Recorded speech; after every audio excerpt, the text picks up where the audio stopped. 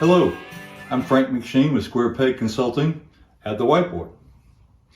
I'm a supply chain cash guide, and these are the components of the business-to-business supply chain as I see it. And there are opportunities to generate more cash in every part of this process. Let me show you what I mean.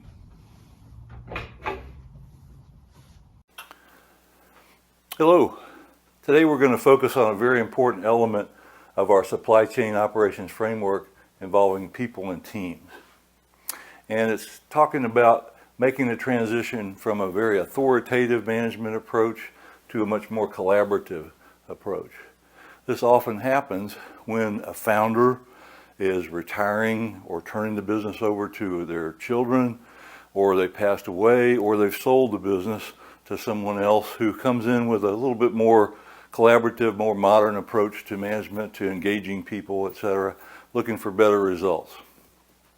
And so to make this successful transition and to keep generating more cash as a result of it, it all comes down to how you delegate. So if you're the new leader, you're going to experience the fact that the group, if you've taken over from a kind of an authoritarian, central decision-making founder or president, previous president, who makes all the decisions, decides what to do, how to do things, is an expert in the product building, etc., you're going to find that the group doesn't have much experience in making decisions, operating independently. They're going to be very dependent on you for direction. And so we want to take a look at what's the strategy for delegating to try and develop some decision-making muscles and capabilities in your team. And there's two kinds of delegation. There's delegation of what to do, and there's delegation of how to do things.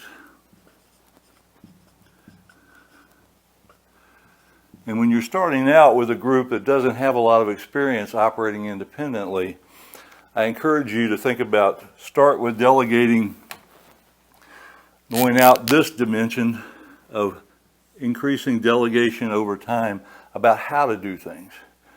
So if you're the leader, you still want to set the direction, set the rules of engagement, set the goals and results that we're trying to achieve, but start to let your people bring their expertise to the table to talk about how to do things better, and particularly how to do things better in terms of generating more cash.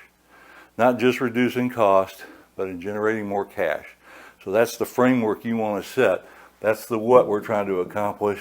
Give them some opportunity to grow in terms of how to do things.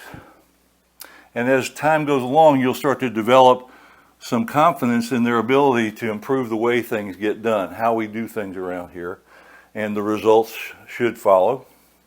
Then you can sort of take another course and start working up the what column in terms of focusing still on end results, but opening up the discussion about what can we do to generate more cash in our business. New products, new services, innovation to existing products or services. And you start working up this scale over here over time after you've built a little bit of a foundation of confidence, your own confidence in your people and your teams, as well as their confidence in how to be innovative and be successful in seeing results improve. So in the combination of these, as you start to open up more of the general direction to delegating that to people, you start to see the overall trend starts to head in this direction.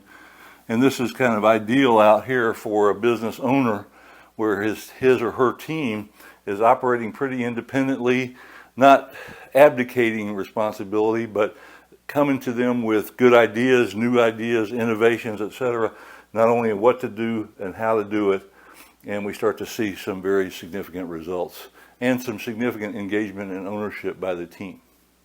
But take it a step at a time. Don't go up this column too fast with a team that hasn't experienced that. If they've lived under an authoritative regime before, they're going to need a little bit of time to build some of that confidence, some of those muscles to operate independently. Thank you.